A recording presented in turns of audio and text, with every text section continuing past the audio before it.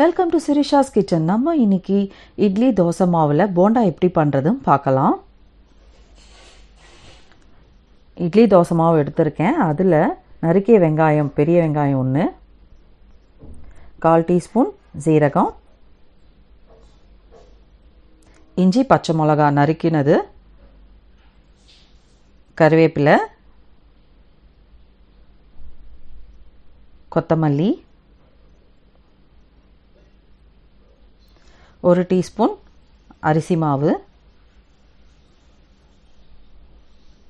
ஒரு pinch salt. ஏற்கனவே மாவில் சால்ட் இருக்கனால கொஞ்சமாக போட்டுக்கிறேன். இப்போ இது நல்லா கலந்துக்கலாம்.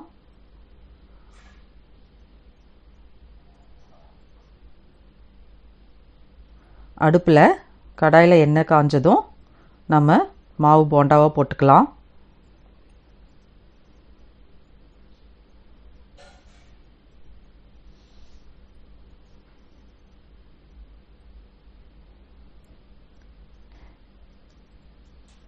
இந்த போண்டா நம்ம வீட்லேயே ஒரு 5லேருந்து 10 நிமிஷத்துக்குள்ளே போட்டு முடிச்சிடலாம்.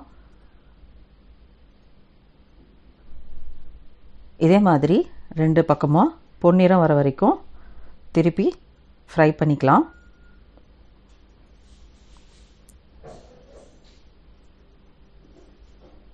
இப்போ நம்மளுக்கு இட்லி தோசை மாவு போண்டா தயாராகிடுச்சு. இந்த வீடியோ உங்களுக்கு பிடிச்சிருந்தா லைக் பண்ணுங்கள், கமெண்ட் பண்ணுங்கள், ஷேர் பண்ணுங்கள். மேலும் பல வீடியோஸை பார்க்க சேனலை சப்ஸ்கிரைப் பண்ணுங்கள். கூடவே பெல் பட்டனை ப்ரெஸ் பண்ணுங்கள். தேங்க்யூ.